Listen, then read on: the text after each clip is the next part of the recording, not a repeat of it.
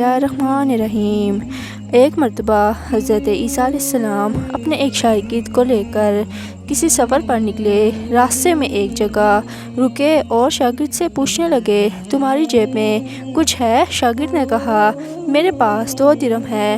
حضرت عیسیٰ علیہ السلام نے اپنی جیب سے 1 درہم نکال کر اسے دیا اور فرمایا، یہ 3 درہم ہو جائیں گے، قریبی آبادی ہے، تم وہاں سے 3 درہم کی روٹیاں لے آؤ۔ نے وہاں جا کر 3 روٹیاں لے لی اور راستے میں آ کے سوچنے لگا، حضرت عیسیٰ علیہ السلام نے تو 1 درہم دیا تھا اور 2 درہم میرے تھے، جبکہ ان میں سے آدھی روٹیاں حضرت عیسیٰ علیہ السلام کھائیں گے اور آدھی روٹیاں مجھے ملے گی، لہٰذا بہتر ہے کہ میں 1 روٹی پہلے ہی کھا جاؤں۔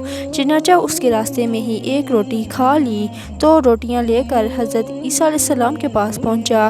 آپ علیہ السلام نے کھا لی اور اسے پوچھا، 1 درہم کی کتنی روٹیاں ملی تھی؟ اس نے کہا، اے اللہ کے نبی، 2 روٹیاں ملی تھی، 1 آپ نے کھائی اور 1 میرے پاس رہی۔ حضرت عیسیٰ علیہ السلام وہاں سے روانہ ہو گئے۔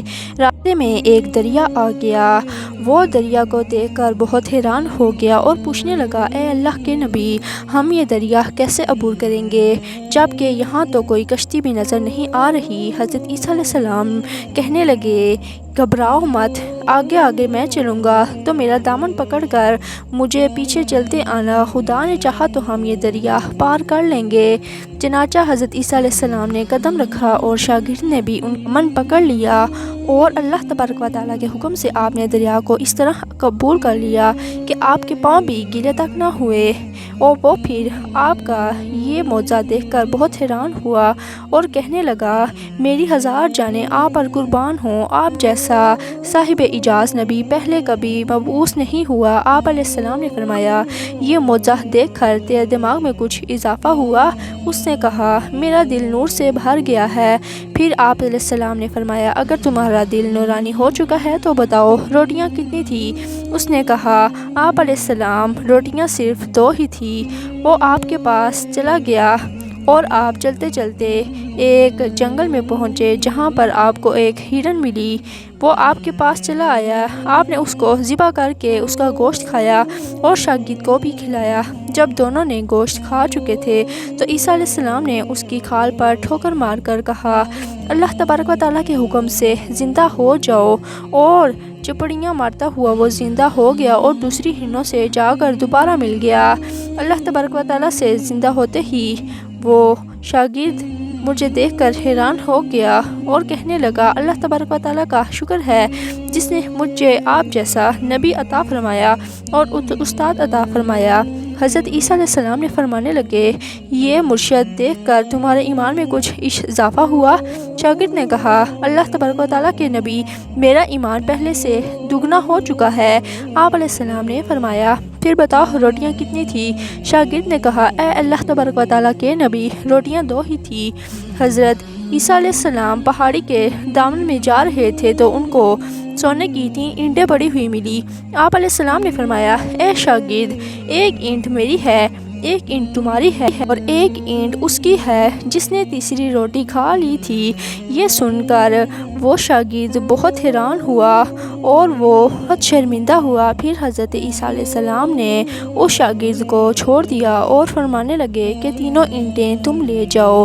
وہ قریب بیٹھا ہوا تھا، سوچنے لگا کہ میں ان اینٹوں کو کیسے گھر لے کے جاؤں۔ اسی دوران 3 ڈاکو وہاں سے گزرتے ہیں، انہوں نے دیکھا ایک شخص کے پاس 3 سونے کی اینٹیں ہیں، انہوں نے اسے قتل کر دیا۔ ایسے میں کہنے لگے، اینٹیں 3 ہیں اور ہم بھی 3 ہیں، لہٰذا ہم ان تینوں اینٹوں کو آپس میں تقسیم کر لیں گے۔